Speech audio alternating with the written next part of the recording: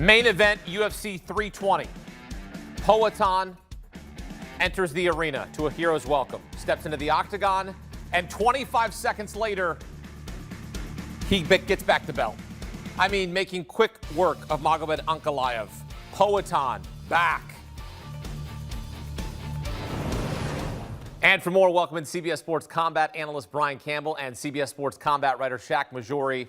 Poatan enters the arena to a hero's welcome, steps into the octagon, bell rings, and in 25 seconds, he takes back the light heavyweight title. BC, your reaction is what? Because that was one of the most incredible TKOs I have seen, making quick work. Clearly, he wasn't healthy in his last fight, which he told you earlier this week. Yeah, Chama is back, and it is back in a violent and incredible way, running across the cage after the start, looking to land a big combination, and as you mentioned, it was only seconds later that Pereira ultimately took care of business. Look, the rumors of his demise at age 38, or that possibly he ran into a more technical, well-rounded opponent that could get the best of him twice, they were greatly exaggerated. He told me that leading up to this fight that he was just 40% when he fought Ankalaev in March, and you saw the difference. 100% of Pereira is as scary pound for pound as any fighter in this game today. That's why he was the 2024 Fighter of the Year, defending that title 3 times in a span of 175 days, a new record. And that's why he is, when he's on top, and that's where he is now, the face of the UFC. There's no other way to say it. Already authoring one of the more historically unique careers in UFC and MMA history. And look what he did. Had a flat tire the first time around, came back and took care of business. You know who does that historically? Great champions that lose their title but come right back and win it. The all-time greats do that. That's exactly who Alex Pereira is. Man, it is so riveting for the light heavyweight division to have Poatan back. It's not often you get a foreign champion, one who doesn't speak English, that connects with the American audience the way that Alex Pereira has. It very much reminds me of like Charles Oliveira. And a lot of that leans on sort of his like stoicism, but often and ultimately, most importantly, his ability to get the finish. Every fighter comes into fights with injuries, with health complications that they oftentimes don't tell the commission or the public until afterwards. I usually am hesitant to believe how much of an impact it has in the grand scheme of things, but I'm inclined to believe if 40% Poatan turned in the performance he did last time, give me 41 and up, because that was incredible, and it lines it up perfectly for either a move to heavyweight or a fight against Carlos Ulberg. BC, Ankalaev had never been knocked down. He had no answer. He was stunned. Do you think in your conversation with Alex Pereira that was the plan? He was just going to come out and bull rush him. I do, because Alex Pereira knows better in terms of the totality of his career and what a consecutive loss here to Ankalaev would have meant. And even though he's not a fighter that likes to make excuses, I mean, up until this point, he's yet to even confirm exactly what was wrong with him back in March. Why? Because that's just the pride he has as a fighter. And oh, by the way, as Shaq mentioned, I mean, he's fought hurt many times over his career, including that incredible stretch in 2024. Only he's overcome it. So I really believe this was all about for him leaving no stone unturned. Look, it wasn't just that he was healthy. Let's be honest. If you watch the UFC Countdown show ahead of this fight, you saw his trainer, Glover Teixeira, his mentor, the former champion, say for this camp, they wanted to keep Pereira in Danbury, Connecticut, not traveling around the world, being an ambassador for the UFC, and some of those spoils that come with a champion. Was he compromised physically, injured, ill? Yes. But maybe to some degree, only Poatan knows this deep inside. Maybe there was part of him that was falling in love with that lifestyle and getting to be that character on a worldwide level. This was his wake-up call to lose the title in the manner that he did in March. Not a great fight, not an exciting fight, but it did show you what Poatan is up against a more technical opponent in Ankalaev. But the fact that he could come back against a fighter with a record of 21-1 coming in, who'd never been stopped, his only loss was sort of a freak last-second submission loss early in his UFC run. That just shows you about that clutch gene I talk about a lot. Was Ankalaev the better fighter in this rivalry, skill-wise? Probably. But who else can match what Poatan can do? Knocking out Israel Adesanya in the 5th round of a fight he was losing to win the UFC middleweight title. Now on the second reign of his second titles in 2 divisions, we are certainly watching one of the special fighters in the history of the sport. Critically, commercially, and just the imprint he leaves on that UFC audience. Well, Shaq, I couldn't believe that he lost the first time around, right, in March. And now he avenges that title loss. And he was not at full strength. And even Ankalaev said he was not at full strength. So now you get a healthy, and you get a Poatan who is an absolute monster, right? Like, nobody wants to go in that octagon and face him. And you're facing him if you're Ankalaev because you're trying to defend your belt. But when you see what Poatan is able to do, what does that mean for him? What does that mean now for his legacy? Because we're talking about one of the all-time greats here. He has probably one of the most unique legacies in the UFC, in combat sports more broadly, because he got into MMA a bit late, right? He was a 2-division Glory Kickboxing champion.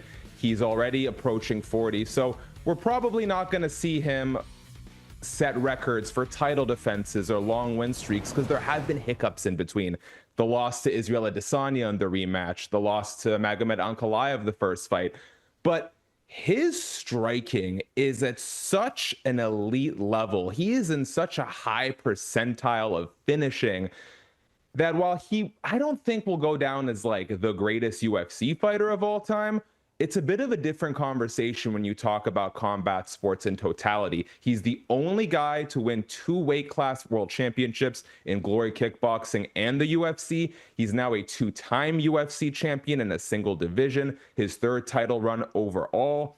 If anything, I think the thing that stands out most about Alex Poatan Pereira's legacy is how authentically himself he is. People connect to him despite the fact that, at least in our neck of the woods, we can't understand him. People adore him. They support him, and he always delivers. He's a fighting champion. He gets the job done when he's healthy.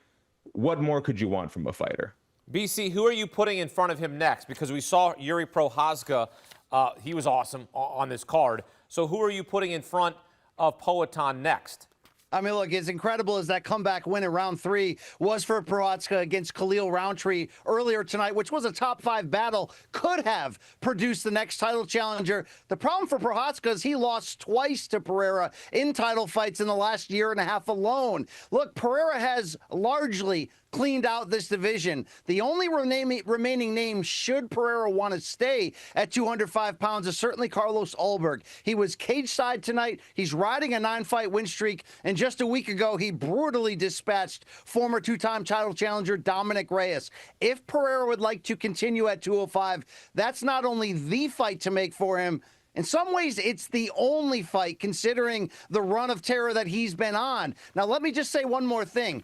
He gave a nice tribute in a moment of silence in his post-fight interview to John Jones' late brother, the ex-NFL player Arthur Jones, who passed away within the last few days. He also mentioned he had a different speech prepared. Was this going to be the moment that Pereira was going to move up to heavyweight, the sacred ground of trying to become the first 3-division champion in UFC history? I have to wonder this, because this week was the first time we heard Pereira admit how hard this weight cut to 205 pounds has become for him at age 38. I wonder if maybe he'll do that one more, get that Ulberg defense out of the way, and if he can win that or lose that, going up to heavyweight is that impossible dream in a lot of ways. We've never seen a 3-division champion in UFC, or really, to be fair, in major MMA. This would be an incredible feat if you're looking at what's left for him. Could he even add even more to his incredible legacy? Let me just close you with this. He's got 13 UFC fights. 10 of those have been for a championship. Absolutely incredible. We'll see where he goes next, but heavyweight is that dream that he's still holding close to his heart. The 38-year-old is still going strong. I mean, that right hand just absolutely rocked Magomed Ankalaev. And Poatan is back as he reclaims the championship, winning the light heavyweight title. He earns it back. In the co-main event, Merab Dvalishvili makes the third defense of his bantamweight championship. Now on a 14-fight win streak, Corey Sandhagen did what few have done. Hurt Merab, but not enough. 20 takedowns on 37 attempts, most in a title fight in UFC history. BC, they call Merab the Machine for a reason. Yeah, they do, because he's absolutely relentless. He has the best cardio in the history of this sport. And I don't think you're going to have anybody that's going to stand up and try to argue that. But he also has, as you can see by this breakdown, the most successful takedowns in the history of UFC. Yes, Sandhagen looked great in round one. Last fight, 2 fights ago, Umar Nurmagomedov looked great for the first 2 rounds. But if you can't hurt Merab, and oh, by the way, he's got an incredible chin, and you're not going to be able to get him out of there, he will outlast you, he will break you, he will put you to the canvas. And he almost had Corey Sandhagen out of there in round 2. So you want to talk about someone who has incredible momentum, a 34-year-old who says, I'm just figuring out how to be great now. Merab adding striking to his game to round out with what he already has in grappling. He's won 14 in a row. That's 2 shy of Anderson Silva's UFC record. And he, in a lot of ways, by beating Sandhagen, kind of cleaned out his era at 135 pounds. No, he's not going to fight his teammate and ex-champion Aljamain Sterling, but everyone they put in front of him, Merab finds a way to get his hand raised, and if you're watching closely, you're seeing all those added wrinkles to his game. I don't know if he could fight till the age 50 like he claimed he could this week, but Merab's not slowing down anytime soon. Well, he said in his post-fight interview, I'm just a normal guy. Yeah, I'm sure, just a normal guy. So Shaq, who are you going to put in front of Merab next? Because whoever they run out there, whoever they trot out there, it's the same old story. I think this is one of those situations where you pivot from focusing on who the most deserving contender is to how you can further Merab Dvalishvili's legacy. In my estimation, it's kind of a 3-way tie for the all-time greatest bantamweight. It's Merab, it's TJ Dillashaw, and it's Dominic Cruz. There's no wrong answer there. However, Merab is desperately advocating to get one more fight in this year. He pitched Peter Yan, who's on a 3-fight winning streak. Merab has beaten him before quite handedly, but here's why that fight is so important. If Merab can notch another title defense this year, he will be the first UFC fighter to have 4 title defenses in 12 months or less. That's another record. He'll tie Aljamain Sterling for most bantamweight wins all time at 14. He is on a 14-fight win streak right now, Merab, but one of those was a catchweight, if I'm not mistaken. He'll also tie TJ Dillashaw for 5 title defenses. So Merab is practically on the verge of tying every bantamweight record he doesn't already hold. He already holds multiple records across the roster, and he could be the first to defend his title 4 times. I say you give him Petr Yan because what's most important right now is crowning the true bantamweight GOAT. He hasn't lost a fight since 2018. He's an absolute machine. Who else is a machine? Brian Campbell, Shakiel Mahjouri here with us on CBS Sports HQ. Men, thank you. Appreciate you. Hey, coming up in 3 weeks, October 25th, UFC 321 from Abu Dhabi. 2 title fights on the main card. Heavyweight champion Tom Aspinall puts his belt on the line against former interim champ Cyril Gane. Co-main event, the vacant strawweight championship up for grabs between Virna Jandiroba and Mackenzie Dern. Also on the card, a bantamweight bout between Khabib's cousin Umar Nurmagomedov and Mario Bautista. Umar looking to earn another shot at bantamweight gold. We'll have full fight week coverage right here on CBS Sports HQ.